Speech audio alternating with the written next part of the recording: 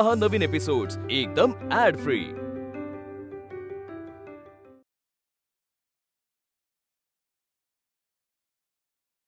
छत्रे गुरुजींमुळे गणित विषय। हो चला, तुम्हाला भेटायला कोणीतरी आलंय। कोण आलं असेल?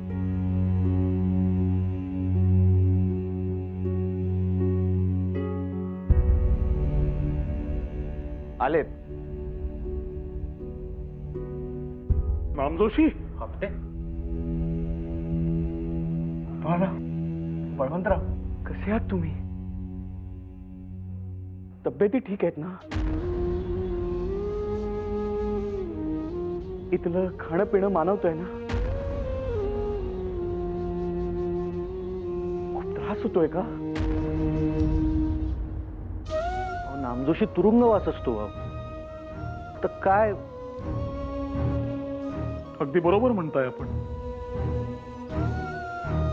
तुरुंगवास जसा असतो तसंच आहे सर्व काही। पण आता तुम्हाला पाहतोय समोर, त्यामुळे सगळं विसरलो।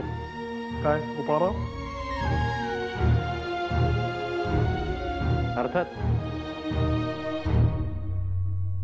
सक्त मजुरी नसली तरी बाकीचा त्रास विचारण्याची सोय नाहीये। पण एक गोष्ट बरी आहे की आम्ही दोघं एकत्र आहोत, त्यामुळे त्रास सुसह्य होतोय। बाकी काय? पुणे कसं आहे? सर्व काही क्षेमकुशल? हो, सारं काही ठीक।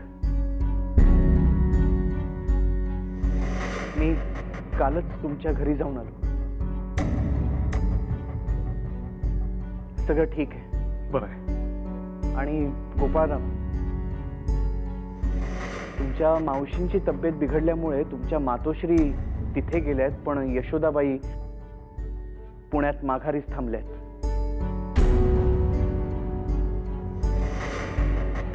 हे एक बरं केलं यशोदेने। आणि वहिनी सोबत आहेत, त्यामुळे तशी काळजी नाहीये।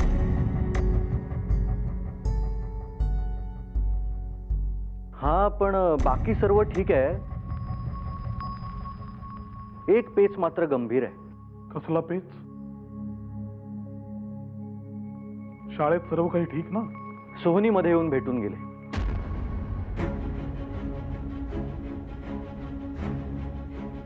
थकलेल्या कर्जाच्या हप्त्यांबद्दल बोलत होते।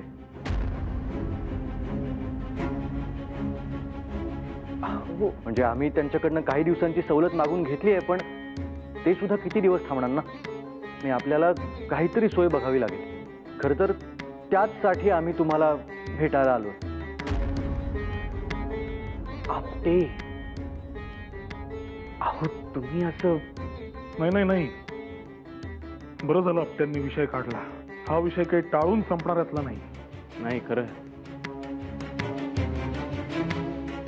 ऐका, माझ्या मनातही एक कल्पना होती।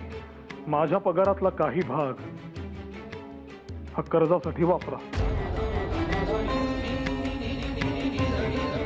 मी उरलेला द्या भामाकडे घर खर्चासाठी। कसं? माझा नाही, आमचा।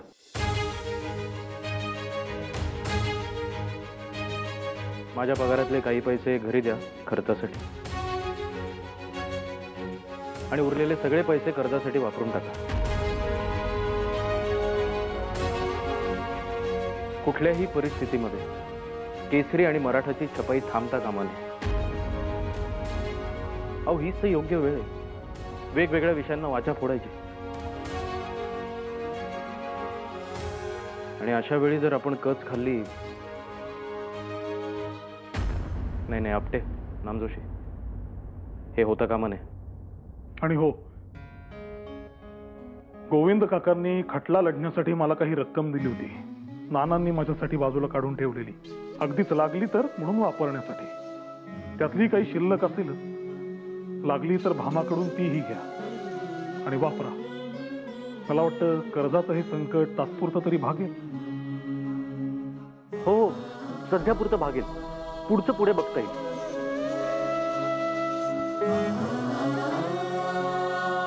बळवंतराव, तुम्ही काळजी घ्या स्वतःची. आणि गोपाळराव, तुम्ही सुद्धा. त्या दोघांचीही तब्येत उतरल्यासारखी वाटते. जपा. बाकी शाळेचं कामकाज कसं चाललंय? ते सर्व ठीक सुरू आहे. या एवढ्या कर्जाच्या हप्त्यांची चिंता होती, पण ती देखील आता मिटली. उत्तम. मग आणि बळवंतराव, शाळेत शिक्षकांची आवश्यकता आहे हे कळल्यानंतर नवीन तरुण शिक्षक शिकवण्यासाठी आपणहून रुजू होत आहेत. अरे वा. पुण्यातील जनमत आपल्या बाजूने आहे. शिवाय लोकांना तुम्हाला झालेल्या शिक्षेचा निर्णय देखील साफ अमान्य आहे. जनता जागरूक आहे हे ऐकून बरंच वाटलं. आणि आमचे कुटुंब सगळे ठीक ना? भामेला म्हणावा मुळीच काळजी करू नको, स्वतःच्या तब्येतीची काळजी घे, मी इथे ठीक आहे. स्वतःला आणि कृष्णीला जप म्हणावं, तब्येतीची काळजी घ्यायला सांगितले असं आवर्जून सांगा. बाकी काही लागलं सवरलं तर गोविंद काका आहेतच. जरूर. मी आत्ता इथून थेट आपल्या घरीच जाईन म्हणतो. तुमची ख्याली खुशाली कळल्यानंतर त्यांना बरं वाटेल. नामजोशी, यशोदेला माझा निरोप द्या. म्हणावं कुठल्याही परिस्थितीमध्ये शिक्षण थांबता कामा नये. केसरी वाचण्याचा नेम चुकवायचा नाही. आणि मुख्य म्हणजे तिला म्हणावं माझी काळजी करू नकोस. आणि हो, ते उपास तापास व्रतवैकल्य वगैरे करायची काही गरज नाही, काही होत नाही त्याने. अगदी याच शब्दात तुमचा निरोप वहिनींपर्यंत पोहोचवतो. झालं तर मग चला, येतो आम्ही. काळजी घ्या. या.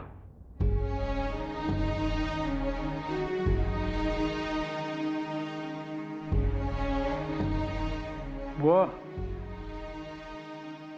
चला. कुठे? कुठे म्हणजे? शयनगृहात. आणखी कुठे? शयनगृह? झोपता का तुम्ही?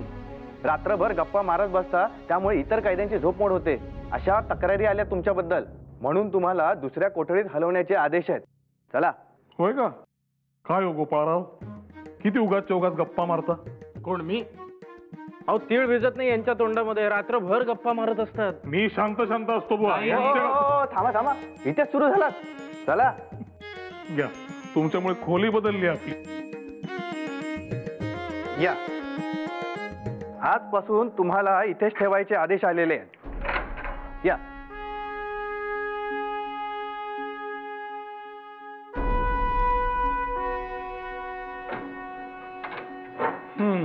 वा. आता इथे किमान बोलण्यावर तरी निर्बंध यायचे नाही.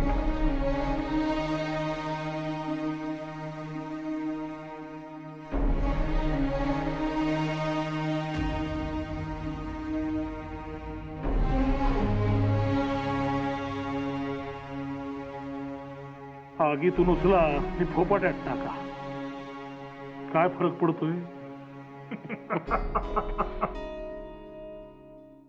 शांताकारं भुजगशयनं पद्मनाभं सुरेशं विश्वाधारं गगनसदृशं मेघवर्णं शुभांगं लक्ष्मीकान्तं कमलनयनं योगिभिर्ध्यानगम्यं वन्दे विष्णुं भवभयहरं सर्वलोकैकनाथं. भाऊजी, तुम्ही या ना, आत या. बसा भाऊजी. घ्या पाणी. वहिनी आले.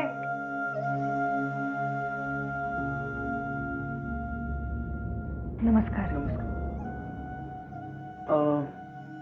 मी बळवंतराव आणि गोपाळरावांना भेटून आलो. म्हटलं त्या दोघांची खुशाली तुमच्याही कानावर घालावी. कसे ते? बरेत ना? त्यांना काही त्रास तर? वहिनी, दोघेही ठीक आहेत. आणि त्यांनी तुमच्यासाठी निरोप दिलेला आहे की त्यांची काळजी करू नये. काहीही लागलं सवरलं तर गोविंद काकांची मदत घ्यावी. आणि यशोदा वहिनी, तुमच्यासाठी विशेष निरोप. उपास तपास करत असाल तर ते तात्काळ थांबवावेत आणि लिखाण वाचनात मन गुंतवावं. त्यांना म्हणावं त्यांच्या सूचनांप्रमाणेच वागतो आहोत आम्ही. सांगतो वहिनी. आणि खरंच कसलीही गरज लागली तर मी, आपटे, गोविंद काका आम्ही सारे जण आहोत. निरोप धाडा फक्त. होय. निघतो. काळजी घ्या.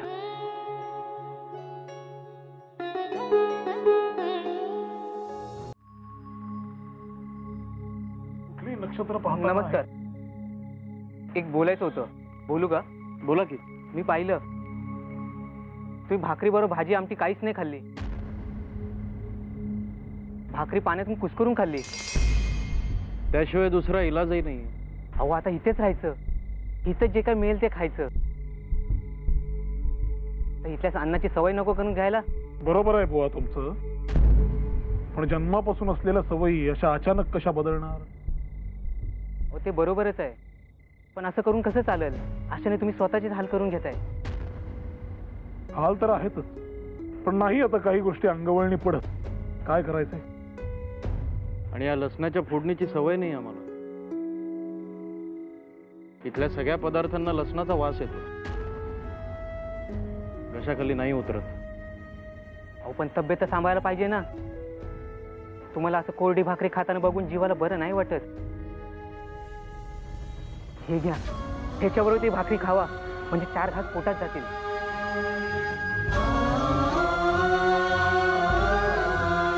दही? दही कुठून मिळाले तुम्हाला? अहो सक्त मजुरीच्या कैद्यांना जेवणात 1 वाटी दही नाही तर दूध देतात, नाही तर आठवड्यातून एकदा वशाट देतात. अहो आता ढोरासारखं काम करून घ्यायचं, तर अंगात शक्ती राहिली पाहिजे ना. म्हणून हे लाड. आज दही दिलंय, हे घ्या, ठेवा तुमच्याकडे. दूध किंवा दही असेल तर मी आणून देत जाईन तुम्हाला. अहो कशाला? अहो कशाला म्हणजे काय? तुम्ही ते म्हणालात ना परवा. हा, देशबंधू म्हणजे मी तुमचा बंधू झालो ना. अहो आता एका भावाने दुसऱ्या भावासाठी एवढं केलं तर बिघडलं कुठे? घ्या, नाही म्हणू नका. बंधू, आभारी आहे तुमचा, पण आता यावर काय बोलावे मला खरंच सुचत नाही. कसं आहे, तुम्ही दिवसभर राबणार, मी तुमच्या वाटच्या या अन्नावर आम्ही डल्ला मारायचा. हे बघा, आम्ही असे केले तर आमच्यासारखे स्वार्थी आम्हीच नाही का?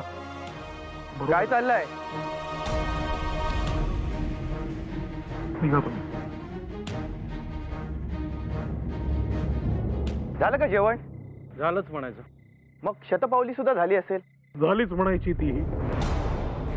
तुमच्या सरकारने आमच्यासाठी एवढी तरी तरतूद केली आहे, आमचे भाग्यच म्हणायला हवे. त्या अंधार कोठडीत बसून शरीर अक्षरशः गंजत. त्यामुळे तुम्ही जी काळजी दाखवताय त्याबद्दल आभार. हो, झालं का? मग चला.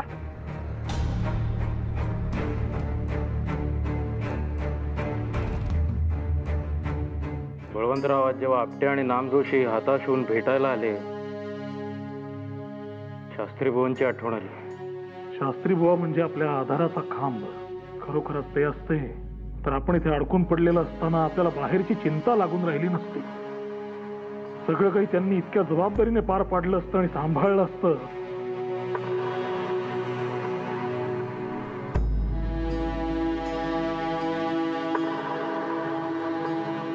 या बुवा, बसा.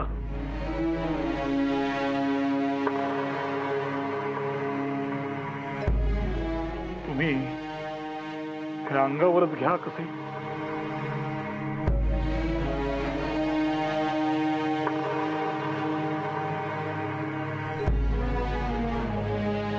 तुम्हाला आठवते का, शास्त्री बुवांशी आपण प्रथम शाळेविषयी बोलायला गेलो तेव्हा अशा उशिरापर्यंत गप्पा रंगल्या होत्या रात्री.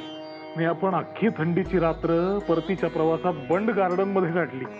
तेव्हाही तुम्हाला अशीच हुडहुडी भरली होती आणि आपण थंडी घालवायला चक्क व्यायाम केले.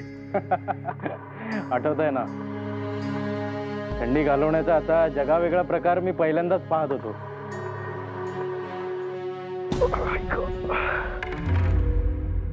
काहीतरी हुळहुळ.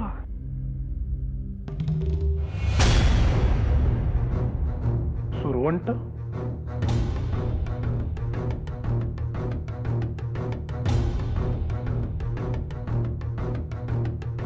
ही सुरवंट आहे तिथे? सुरवंट कशी आली इथे? त्या क्लार्कचा डाव तर नसावा, नाहीतरी त्या गोऱ्यांचा पुळका आहेच त्याला. बळवंतराव, राहू द्या, नका चिडचिड करू. आजूबाजूला एक तर हलाखीची परिस्थिती आहे. सुरवंट म्हणजे मामूली गोष्ट आहे. वासे कसे म्हणता? कैदी असलो म्हणून काय झालं? माणूस की नावाचा प्रकार आहे की नाही? ही एवढी साधी काळजी त्यांनी घ्यायलाच हवी. यात काही काळं बेरा असेल तर मी काही त्यांना सोडायचो नाही. ऐका बळवंत, आई. हो बरे.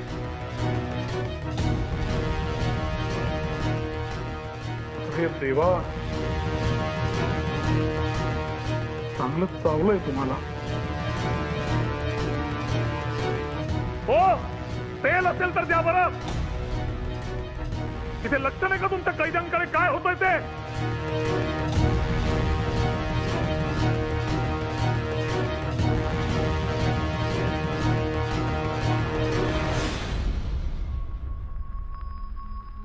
थांबा जरा, पाणी शिंपडतोय.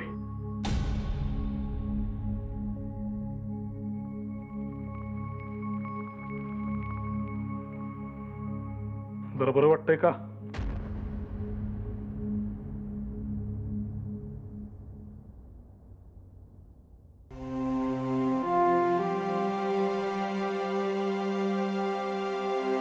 हो दादा, हो दादा, हे काय करताय तुम्ही? महाशय, मी सदरात होतोय. अहो पण परवानगी घेतली का तुम्ही? परवानगी घेण्यासारखे काय? काल रात्री झाले असे. काहीतरी हुळहुळ.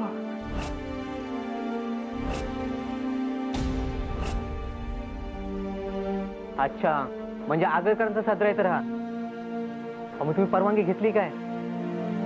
अहो इथे आम्ही 4 वाट्या पाणी जास्ती संपवलं तरी आमचं पिण्याचं पाणी कमी करतात.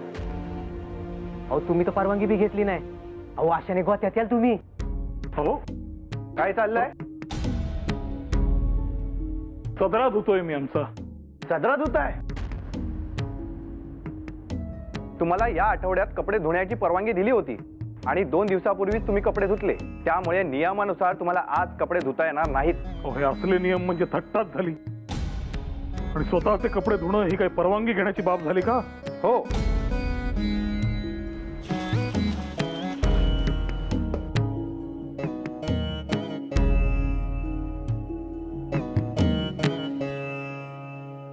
आज नहाण्याची तरी परवानगी आहे का आम्हाला? हो, ती आहे. आटपून घ्या.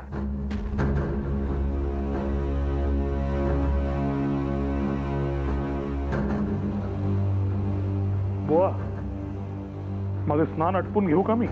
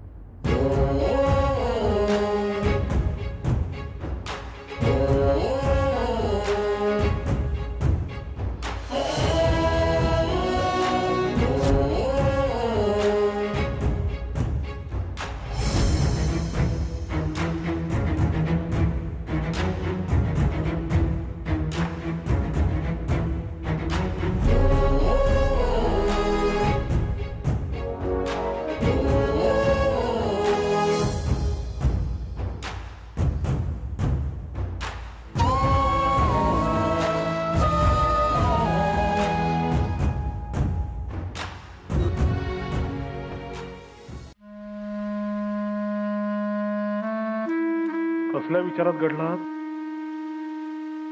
बळवंतराव, कालचा कर्जाचा मुद्दा काही केला माझ्या डोक्यातून जात नाहीये. चिंतेची बाब आहे खरी. आणि या खटल्याच्या कामकाजादरम्यान दुर्लक्षही झालंय त्याच्याकडे. पण आता हातपाय मारावेच लागतील. काही पर्याय नाही. काय करावं आगरकर? आणि आपण जरी इथे आत अडकलेले असलो तरी शाळेवर, केसरी मराठावर आत येता कामा नये.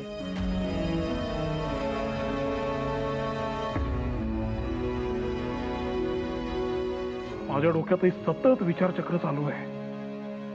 तुम्हालाच काही आता मार्ग सुचतोय का सांगा. बळवंतराव, तसंही आपल्या हातात आत्ता भरपूर वेळ आहे. आपण असं केलं तर तुरुंगामधला जो वरिष्ठ माणूस आहे त्याला विनंती म्हणून अर्ज करू की आम्हाला लेखणी, पुस्तकं आणि कागद दे म्हणून. आणि माझं अर्धवट राहिलेलं नाटक विकार विलसितही पूर्ण होईल. म्हणजे आपल्या हातात काही पैसे येतील. शुभस्य शीघ्रम. ताबडतोब कामास लागूया. आजच अर्ज करूया. काय म्हणता?